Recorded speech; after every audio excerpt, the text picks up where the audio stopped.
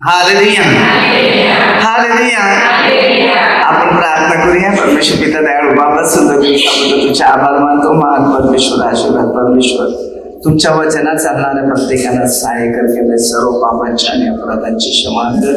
ही प्रार्थना आम्ही आमच्या प्रभू येशू ख्रिस्ताच्या नावाने करतो. हालेलुया. तर ख्रिस्ताचा जन्म युगाचा होता. आपल्यासाठी ख्रिस्ताचा जन्म वेगळ्या दिशेचा आहे. ख्रिस्त कसा आला या गोष्टी सगळ्यांना माहिती नाही, म्हणून थोड्याशा माहितीमध्ये उतरणं गरजेचं आहे.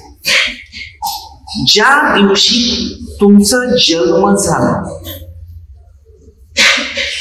त्या दिवशी ख्रिस्त तुमच्यामध्ये आत्म्याच्या रूपाने जन्म घेतला. उत्पत्ती 2:7 आणि योहान 10:17 आणि 18 या वचनामध्ये लिखाण केलेलं आहे. आणि या जन्मामध्ये परमेश्वराने त्याच्यात आत्मा घातला, तेव्हा जीवधारी प्राण्यासारखा मनुष्य झाला. यामध्ये मनुष्यामध्ये बघा काय सांगतात, मनुष्यामध्ये आत्मा घातल्यावर मनुष्य लवकर चालत नाही, बसत नाही, उठत नाही, न बोलत नाही.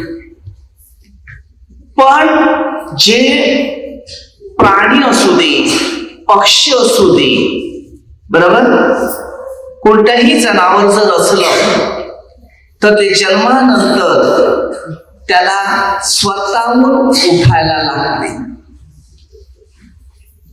एखादा गाईचं वासरू असते त्याने जन्म घेतला. ते जन्म घेतल्यानंतर ते हळूहळू स्वतःच्या पायावर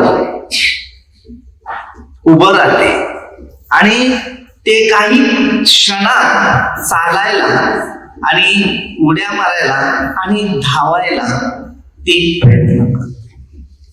परंतु मात्र जे मुलांच्या बाबतीत आहे, एक बाळ जन्माला येते तेव्हा त्याच्या सारखं स्वतःला काही करता येत, त्याईला सगळं करावं. पण प्रभू येशू ख्रिस्त जन्माला आला, तो पवित्र आत्म्याने आलेला होता, म्हणून प्रभू येशू बोलणारा होता. कारण लूक मध्ये 1:26 वचनापासून ते शिक्षण दिलेलं आहे. आणि ते शिक्षण अशासाठी दिलेलं आहे की ते शिक्षण अशासाठी दिलेलं आहे की पवित्र आत्मा लूक 22:23 मध्ये दिलेली देहाच्या रूपाने त्याच्यावर उतरला. देवदूतीला एवढं 26-27 मध्ये वचनात तुम्ही वाचू शकता. जरा वचन घ्या. लूक 1:26 आणि 27 पर्यंत पुढे जायचं आहे.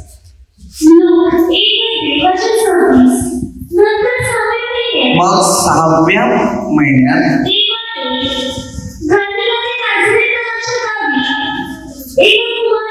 एका कुमारीकडे गब्रिएल देवदूताला पाठवलं.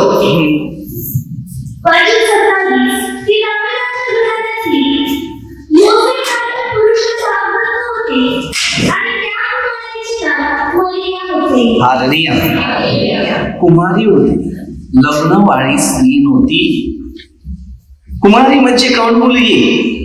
तुम्ही कुमारी सांगतात कशाला? मधुरीत बदले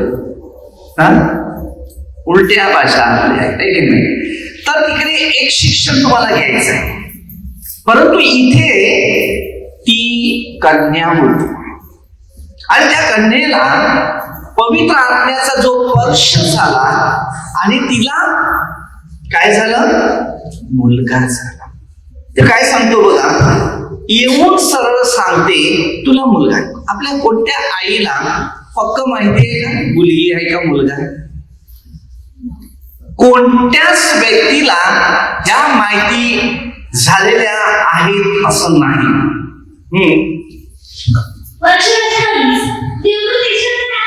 देव तिच्याकडे आत येऊन म्हणाला, बघा तिच्यावर देवाची कृपा पावलेली होती म्हणून तिला सांगितले, कृपा पावलेली स्त्री कल्याण असो, परमेश्वर तुझ्या बरोबर आहे. मध्य 19:19-20 वचनामध्ये तसं वाक्य दिलेलं आहे आपल्याला. जो आज्ञा नियम आणि वेदी पाळतो तर तिथे सरळ असं सांगितलेलं आहे, युगाच्या अंतापर्यंत मी सर्व दिवस तुमच्या. अरे उत्पत्ती 6-5 वचनामध्ये असं दिलेलं आहे. परमेश्वराने मानव बनवला ना, त्याविषयी त्याला अनुताप झाला. त्याचमुळे कारण आम्ही जे आहे त्या परिस्थितीमध्ये आम्ही फक्त एशिया 22:13 उद्या मरायचं आहे, खा प्या मजा. गणिती करा 4:10 मध्ये एक वचन दिले, वार महिने सणाचे काळ हेच तुम्ही पाळता, तुमच्या संबंधी मला भीती वाटते. हालेलुया. आज कितीतरी असे लोक आहेत आणि या लोकांची परिस्थिती कशी आहे. आता पुढच्या प्रवचनात तुम्ही ऐकलेलं आहे बरोबर, मत्ते 2:13 पासून, की त्या काळात हेरोद राजाने 3 न्यारी पाठवलेले होते. येशू ख्रिस्ताचा जन्म कुठल्या ठिकाणी आणि कुठे राहतो, कसा झालेला आहे ते जाऊन बघ, आणि ते बाळ कुठे आहे त्याच्याविषयी तुम्ही काय करा, विचारपूस करा. म्हणजे मी त्याचा काटा काढला. त्याचा धूर्त प्रश्न होता, त्याचं नाव होतं हेरोद. हेरोद म्हणजे हैराण करणारा वंश.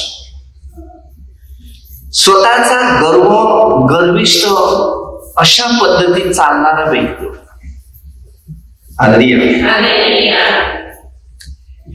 आज तुम्ही विचार करा, ख्रिस्ताच्या जन्मात तुम्ही जर सपोर्ट झालेले असतील तर ख्रिस्त तुमच्या बरोबर युगाच्या अंतापर्यंत तुमच्या बरोबर आहे. आणि बरेच लोक आहेत येशूला ओळखून सुद्धा न ओळखणारे लोक आहेत. मग तुम्ही काय सांगणार, देवा मी प्रार्थना करते, माझ्या इच्छा पुऱ्या होते, तुमच्या इच्छा पुऱ्या होणार नाही. तुम्ही जसं देवाला दुखवलंय ना, तर देव सुद्धा आपल्याला दुखवतो. योहानमध्ये 16:20 मध्ये दिलेले आहे. इब्री करा 12:5-6 वचन घ्या. तुम्हाला ख्रिस्ताच्या जन्माची आठवण करून देतो, कारण मी ह्यावर खूप वर्षापासून खूप महत्व खोल जाऊन देवाच्या दृष्टीचा जो विचारधारा काय होतो याच्यावर मनन चिंतन करून करून करून या गोष्टीविषयी मी तुम्हाला सांगत आहे. कारण येशू ख्रिस्त आता बाळ नाही, बिना पवित्र आत्मा मिळालेला मनुष्य या शास्त्राविषयी शिक्षण कोण देऊ शकत नाही. त्याला शास्त्राचं शिक्षण हवं असेल तर त्यांनी पहिल्यांदा पवित्र आत्मा मिळवणं गरजेचं आहे. येशूचे शिष्य होते, त्यांच्यामध्ये शास्त्र मिळालं नाही. मत्ते 17:17 पासून त्यांच्यामध्ये ना अद्भुत गोष्टी घडल्या, ना कधी भूतग्रस्त शब्दाच्या द्वारे जे भूत होते ते निघू शकले. पण नंतर त्यांच्यातून निघाले जेव्हा त्यांना पवित्र आत्मा मिळाला तेव्हा. हे मानव आहे, यांच्यात पवित्र आत्मा नाही, देह वासना आत्मा आहे. आणि या देहाच्या वासनेत आपल्या भविष्यात फार कठीण परिस्थितीचा अनुभव घेणारे व्यक्ती. हे बघा, जेवढा मनुष्य बी पेरेल तसाच मनुष्य उगवेल. जसा देवाकडे जाईल तसा देव त्याला मदत देईल, जसा देवापासून दूर राहील तसा त्याच्या जीवनामध्ये देवाची कृती येईल. आता हे शेवटचे काळ आहे आणि ह्या काळामध्ये आपल्या सगळ्यांना बचावणं म्हणजे वाचवणं गरजेचं आहे. यशया 22:13 सांगते, उद्या मरायचं आहे, आजच खाऊन पिऊन मजा करूया ना. आणि जेव्हा मृत्यू जवळ येते, दुःख जवळ येते, संकट जवळ येतात, टेन्शन जवळ येतात, मानसिक तणाव जवळ असते, त्यावेळेला कोणच आपल्याला मदत करत नाही. मग देव सांगतो, आता तुझंच तू पाहू, कारण तुला माझी गरज नाही, तर मी पण तुझ्या गरजेला हजर होणार. कारण तू मला दुखवलं ना, मग आता तुला कसं कारण देवाला चिडवणाऱ्यांना फार कठीण परिस्थितीतून प्रवास झाला. ही वेळ नाहीये म्हणून कोणाने काय सांगितलं, गलितीकरास 4:10 जरा वचन घेऊया. पौल स्वतः यांनी अनुभव घेतले की ख्रिस्ताच्या कार्यात गेल्यावर काय मुश्किल होता.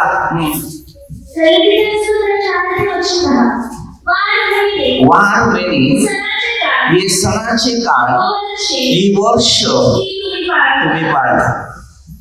हे कुठले वार आले, कुठले महिने आले, कुठला काळ आला आणि तो कसं तुम्ही हे सणाचे काळ. आम्हाला काय शिकायचं आहे हे पहिलं लक्षात. हे मोह असतात आणि जेव्हा जिथे मोह तयार होतो ना, तिथे कधी हात लावायचा नाही, कारण मोहातच मनुष्य फसतो. कारण प्रभू येशूने मत्ते 6:9 पासून जेव्हा एक प्रार्थना शिकवलेली होती, त्याच्यात त्याने काय सांगितलं, आम्हाला मोहात पाडून देव. आजच्या काळात बरेचसे लोक शॉपिंग मध्ये धावतात की नाही धावतात? कशाला? कारण नवीन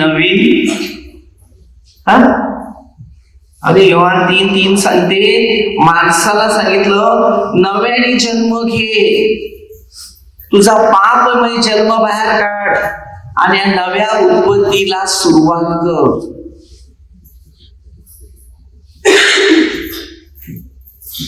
अरे देवाने आपल्या समोर बरीचशी संकट आणली, त्याच्यासाठी त्याने सावध केलं की ह्यापुढे तुम्ही मोजमजा करायला जाऊ नको, कारण संकट तुमच्या जवळ आलेली आहे. आपण क्रिसमस करतो साजरा, बरोबर, आणि तो समाधानिक, बरोबर ना?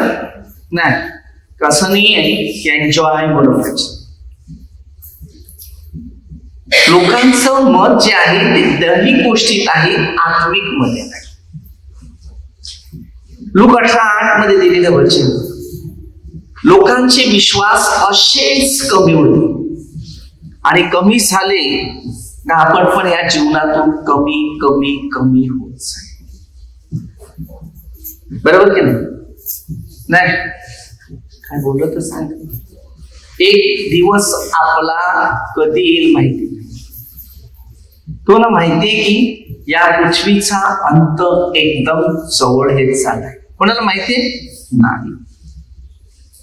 म्हणून लोक बेसावधगिरीने प्रवास करत आहेत, त्याचा परिणाम मनुष्याच्या भविष्यात उतरत आहे. जेवढा वेळ तुम्ही परमेश्वराला देणार तेवढीच वेळ परमेश्वर तुमच्या प्रत्येकाला मदत करण्यासाठी. तुम्ही पवित्र शास्त्र वाचले नाही, कारण तुमच्याकडे ना ती प्रसंग आली नाही म्हणून तुम्हाला ते कळत नाही.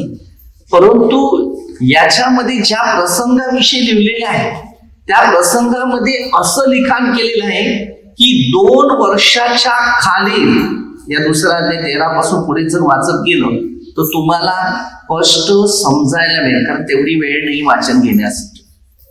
पण तुम्ही घरी जाऊन होमवर्क करा.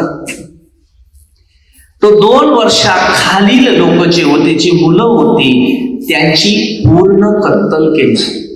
त्या आयाने खूप मोठं टेन्शन घेऊन दुःखाने रडत होत्या, कारण माझ्या बाळाची हत्या झालेली आहे आणि त्याला तलवारीने मारलं. स्वतःच्या आई समोर, स्वतःच्या कुटुंबासमोर, स्वतःच्या नातेवाईकासमोर. आई काय एकटीच असेल का घरामध्ये?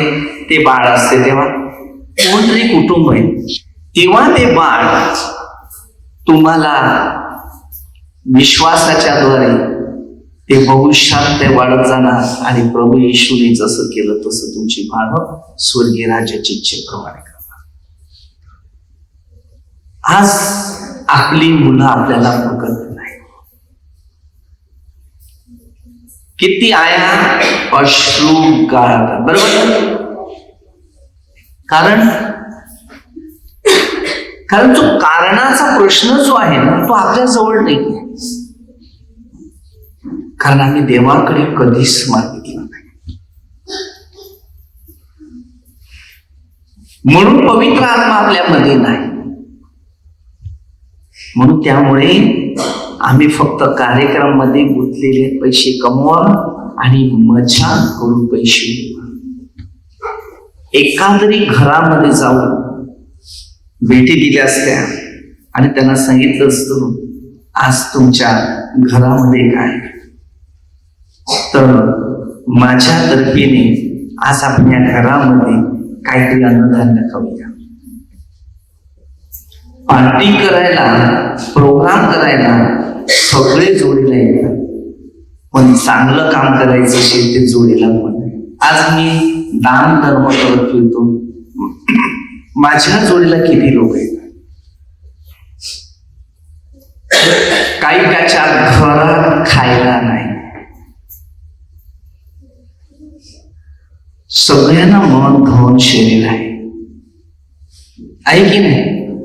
आहेच.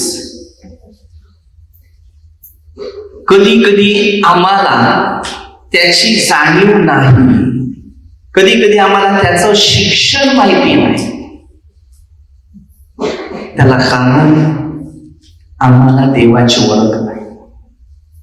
सैतानी ओळख हर एक व्यक्तीला आहे आणि ती ओळख झाली ना तुम्हाला, तिथे पाहिजे तिथे पैसा उडवता येते आणि खर्च पण एवढे जरी झालं ना तरी वांधा नाही. अरे आहे ना दुसरे, घाबरू नका, मी देतो. कारण मी पण त्याच काळामध्ये तुमच्या सारखा होता. मी या सणामध्ये, लग्नामध्ये, कार्यक्रमामध्ये या बियरच्या नादी लागून भविष्य कमजोर केलेलं. शोक होता, जाणावा. आता समजते सगळं काय. आणि तिथून जो उतरला त्या परमेश्वर ह्या कामासाठी, या कार्यासाठी पुढे मार्ग, शिक्षण देवाने दिले. आणि आज मी ते सगळं जिंदगीमध्ये असं करा की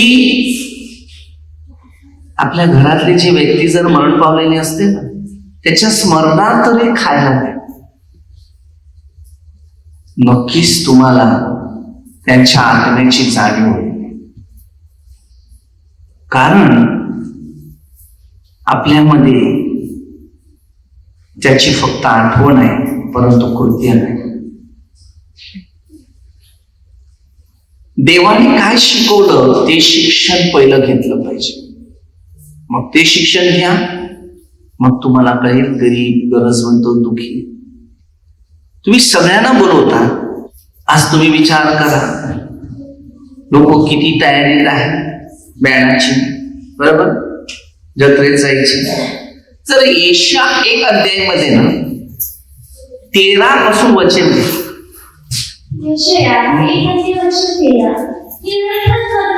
बघा तो काय सांगते, निरंतर अर्पणे आणखी आणू नका, मला धूपाचा मला भेट आहे.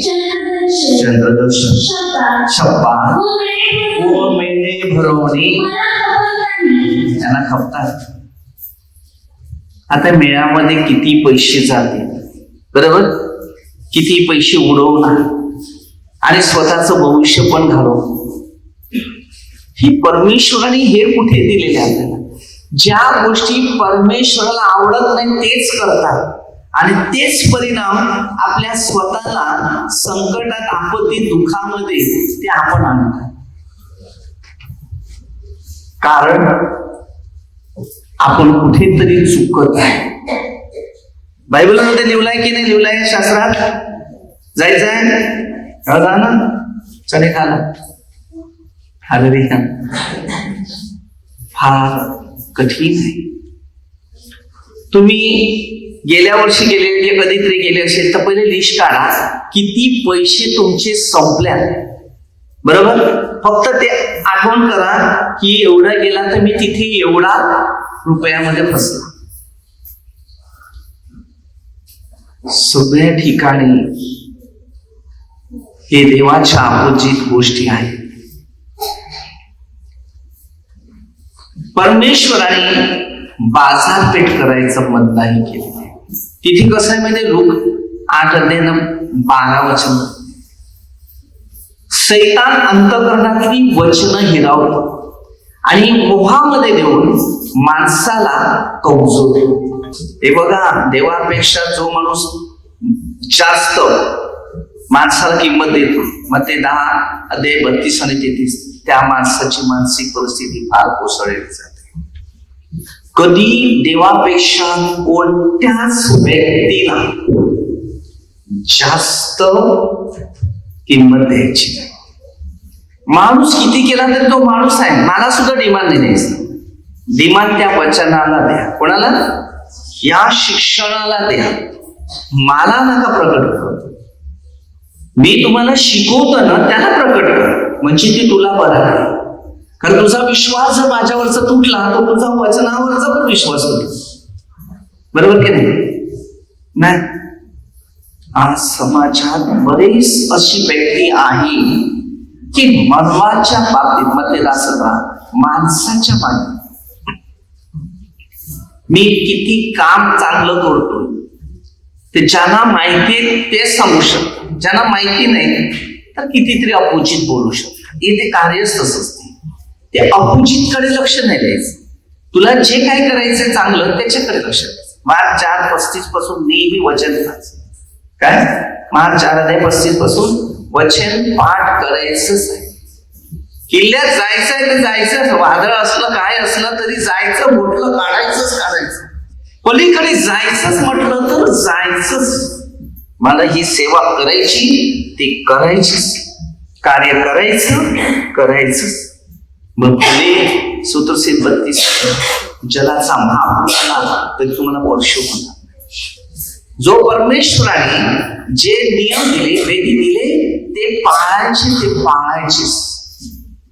कारण ती निवड परमेश्वराने केली. 15 म्हणून तुमची निवड जर परमेश्वराने केलेली आहे तर बिघडू नका. कारण बघा, आपल्याला दुःखाच्या टायमामध्ये फक्त परमेश्वरच मदत देतो, समजलं. बाकी कोण तुम्हाला मदतीचा हात देणार नाही. तुमचे किती नातेवाईक असू दे, मित्र असू दे, संगत असू दे, संकटाच्या काळामध्ये कोणच मदत करत नाही. स्तोत्रसेतमध्ये 120:1 वचन, स्तोत्रसेत 91:15 वचन, तू संकट समय माझा धावा कर, मी तुला मुक्त करेल, असा परमेश्वर आहे. परमेश्वर आम्हाला एक मुक्त करतो. माझ्या सर्व संकटाला तोच उपयोग देते आणि मीच त्या संकटाच्या मार्गात जिथे कार्य करण्याची जेवढी देवाची इच्छा आहे त्याच्यामध्ये चालण्याचा प्रयत्न. अरे जिंदगी काय, एक सेकंद आपला नाही. मिनिटं तर सोडून द्या, एक सेकंदाच्या अगोदर आपलं लाईफ मध्ये काय घडेल हे कोणालाच कळणार. कारण वेळ एकदम जवळच आलेली आहे. म्हणून परमेश्वराने आपल्याला वेळेचा एक चांगला उपयोग करायला सांगितला. माझ्या प्रभूचा जन्म माझ्यासाठी, म्हणून मी नवीन जन्माला आला. गेल्या वर्षी पावसाळ्याच्या सीझन मध्ये एक माणूस रस्त्यात चाललाय पूर्ण भिजत, दुर्वेश साईडला.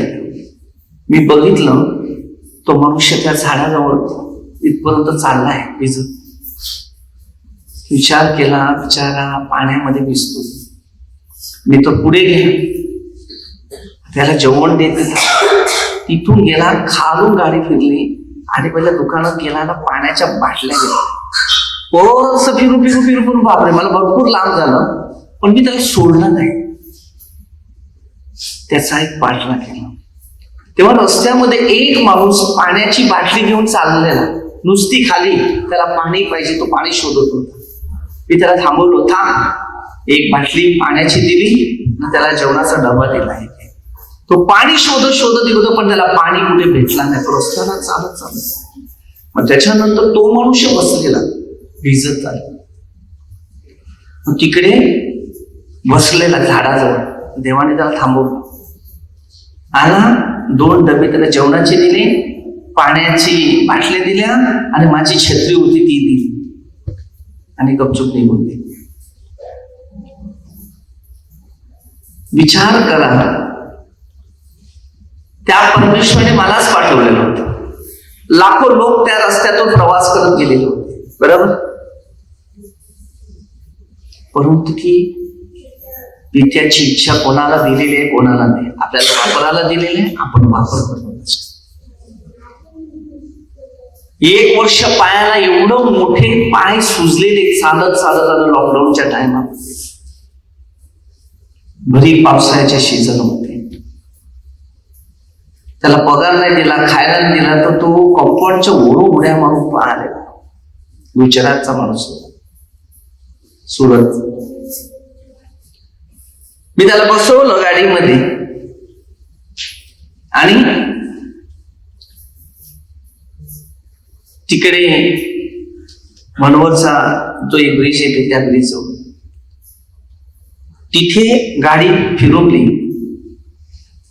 चपलावाल्याच्या दुकानात गेलो, ह्याला चपला नाही, पायाखे सुजले. चालून चालून मग त्याच्या पायात चपला, छत्री, कोण जेवण पण दिले, हळदिया, पाणी पिलं. गेलो तिथून त्याला बसमध्ये बसवण्याचा खर्च. तो सुरतला गेला, तिथून माझा कार्ड घेतला आपल्या प्रार्थना केंद्राचा. सुरतला गेला, तिथून त्यांनी फोन केला, मी पोचला, माझे संपूर्ण कुटुंब तुला आशीर्वाद देत.